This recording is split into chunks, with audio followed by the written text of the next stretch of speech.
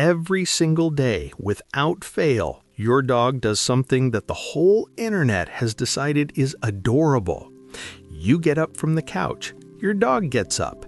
You walk to the kitchen, your dog walks to the kitchen. You close the bathroom door, your dog sits outside it, waiting, whining sometimes, nose pressed flat against the gap at the bottom. And you think, how sweet, my dog loves me so much they can't even stand 30 seconds without me. That behavior, the following, the waiting, the inability to be alone for even the length of a shower, isn't a love language, it's a distress signal.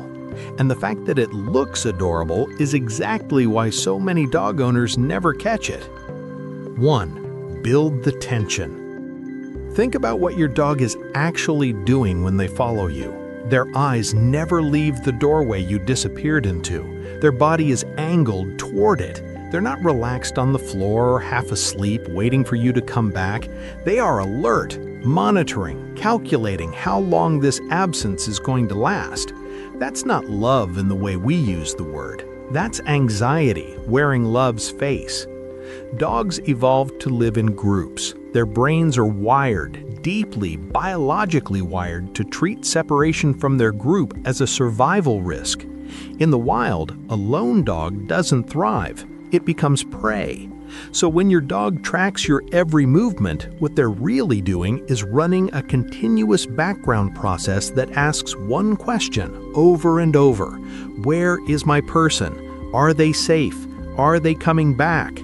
That process never turns off for some dogs. Not when you're in the next room, not when you're in the bathroom for 4 minutes, not when you step outside to check the mail.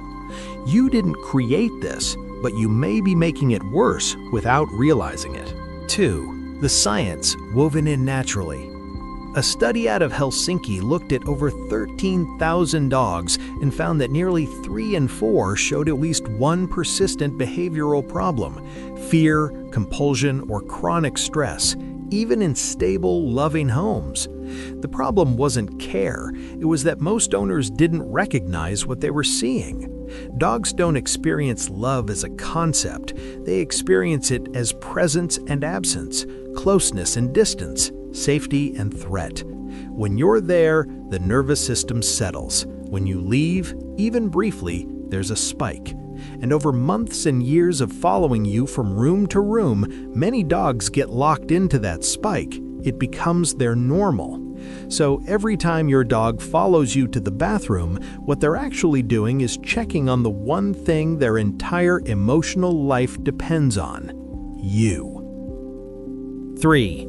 The guilt layer. Now, before you spiral, because you will spiral, here's what this doesn't mean. It doesn't mean you're a bad owner. It doesn't mean your dog is broken. And it doesn't mean you've failed them. What it means is that at some point, probably without either of you noticing, the dynamic shifted. Your dog stopped trusting that your disappearances would end. They started needing to monitor you, rather than simply being near you. There's a difference between a dog who follows you because they enjoy your company and a dog who follows you because being alone feels like danger. The first dog, when you close the door, sighs and lies down by it. Maybe they circle once and fall asleep. They're relaxed. The second dog paces, scratches, whines under their breath, shoves their nose into the crack under the door repeatedly. Does that sound familiar? 4. Why it escalates. The bathroom behavior is almost never the only behavior. Dogs who can't tolerate a closed door for 3 minutes are usually the same dogs who bark excessively when you leave the house, who destroy furniture or bedding, who can't settle during the day, even when you're home but in a different room, who bark at you when you're on a call, who nudge your hand off your keyboard, who position themselves so their body is always touching yours. None of these things look like what they are. They look like personality, like quirks, like love.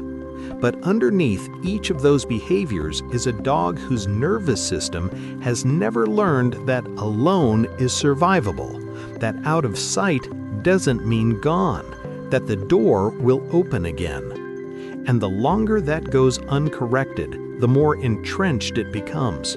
The dog's brain literally reinforces the anxiety pathway every single time the pattern repeats. Every time they follow you and you return, they don't learn you're trustworthy. They learn that the following is what kept you safe. That's the trap, and you've probably been walking right into it every single day with the best possible intentions. 5. The hard truth about reinforcement. When your dog waits at the bathroom door and you come out and immediately say, "Hi, baby," or pet them or acknowledge them, and almost everyone does because it feels rude not to, you are telling them the vigil was worth it. You are not being cruel by doing this, you are being human. But your dog is reading that moment as confirmation. The worry was correct. The watching was necessary. This is how I keep my person. Every small reunion you make into a celebration, the "I missed you too" when you come home, the immediate eye contact, the cooing, it feels like connection, and in one sense it is, but it's also teaching your dog that your return is an emotionally significant event, which means your departure is too.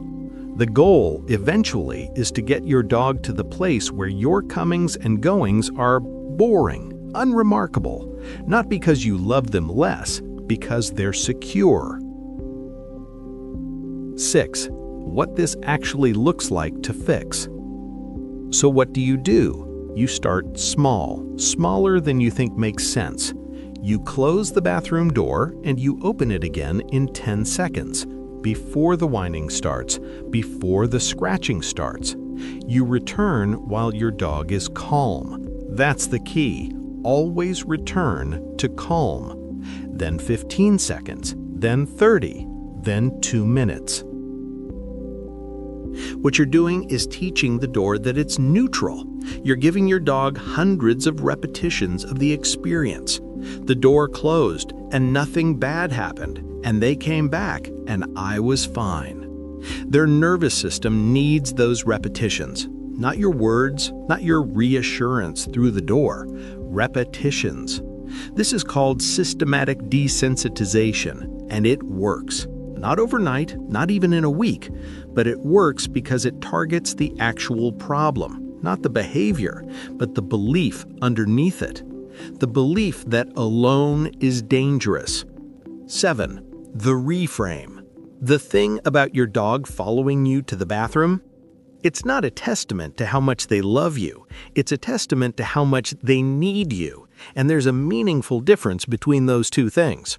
A dog who loves you can exist in the other room without suffering. A dog who needs you in order to feel safe cannot. You don't want your dog to love you like a lifeline. You want your dog to love you like a home, something warm they can return to, something that makes the rest of the world feel manageable, not something that makes the rest of the world feel terrifying without it. That shift from lifeline to home is everything, and it starts with something as simple as a closed door, a few seconds, and a quiet return. Your dog follows you to the bathroom because in their mind you are the entire world. That's not dramatic, that's just what dogs are. Their capacity for attachment is extraordinary, and it's one of the reasons humans and dogs have been inseparable for tens of thousands of years. But loving something well means sometimes making space for it to be okay without you. Not because your presence isn't meaningful, because you want your dog to be able to breathe when you're gone, not just survive it. The next time that wet nose appears under the door, you'll know. That's not love asking for attention, that's anxiety asking for help. And now at least you know how to give it. If your dog shows any of the behaviors in this video, drop a comment below and subscribe for more content like this.